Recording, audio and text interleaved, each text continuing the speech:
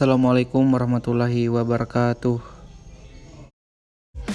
Perkenalkan, nama saya Ahmad Hudari, NPM 17640127, kelas reguler pagi Banjarmasin 6A. Dosen Adi Surya, ST, MT. Mata kuliah Pengairan Pasang Surut. Lahan sawah berpengairan non-teknis. Lahan sawah berpengairan teknis terdiri dari lahan sawah berpengairan teknis dan lahan sawah berpengairan setengah teknis. Lahan sawah berpengairan sederhana non-PU adalah lahan sawah yang memperoleh pengairan dari sistem pengairan yang dikelola sendiri oleh masyarakat tanpa campur tangan PU. Menurut ketentuan pasal 41 UU nomor 7 tahun 2004 tentang sumber daya air, perlu menetapkan peraturan pemerintah tentang irigasi. Lahan sawah berpengairan teknis. Lahan sawah irigasi teknis adalah lahan sawah yang mempunyai jaringan irigasi di mana saluran pemberi terpisah dari saluran pembuang, agar penyediaan dan pembagian air dalam lahan sawah tersebut dapat sepenuhnya diatur dan diukur dengan mudah.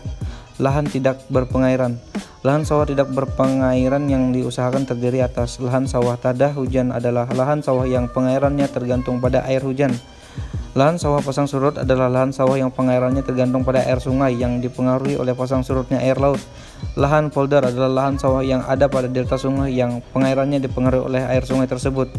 Lahan lebak adalah lahan sawah yang pengairannya berasal dari reklamasi rawa lebak, bukan pasang surut. Lahan rawa adalah lahan yang ditanami pada padi dan pengairannya berasal dari rembesan rawa. Irigasi merupakan upaya yang dilakukan manusia untuk mengairi lahan pertanian. Dalam dunia modern, saat ini sudah banyak model irigasi yang dapat dilakukan manusia. Pada zaman dahulu, jika persediaan air melimpah karena tempat yang dekat dengan sungai atau sumber mata air, maka irigasi dilakukan dengan mengalirkan air tersebut ke lahan pertanian. Namun, irigasi juga biasa dilakukan dengan membawa air dengan menggunakan wadah kemudian menuangkan pada tanaman satu persatu. Untuk irigasi dengan model seperti ini di Indonesia biasanya disebut menyiram. Sebagaimana telah diungkapkan, dalam dunia modern ini sudah banyak cara yang dapat dilakukan untuk melakukan irigasi dan ini sudah berlangsung sejak Mesir kuno.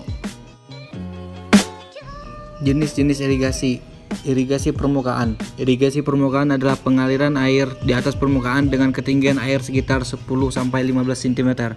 Di atas permukaan tanah, irigasi permukaan merupakan sistem irigasi yang menyedot air langsung di sungai melalui bangunan, bendung, maupun melalui bangunan yang pengambilan bebas, free intake. Kemudian air irigasi dialirkan secara gravitasi melalui saluran sampai ke lahan pertanian.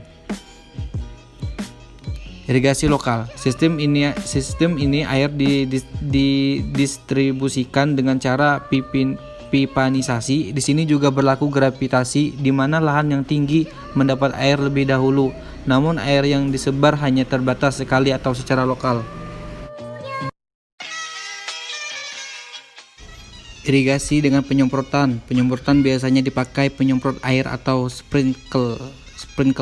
Air yang disemprot akan seperti kabut sehingga tanaman mendapat air dari atas. Daun akan basah lebih dahulu kemudian menetes ke akar. Irigasi tradisional dengan ember. Di sini diperlukan tenaga kerja secara perorangan yang banyak sekali. Di samping itu juga pemborosan tenaga kerja yang harus menenteng ember. Irigasi pompa air. Air diambil dari sumur dalam dan dinaikkan melalui pompa air. Irigasi tanah kering dengan terasisasi. Di Afrika yang kering dipakai sistem ini. Terasisasi dipakai untuk distribusi air.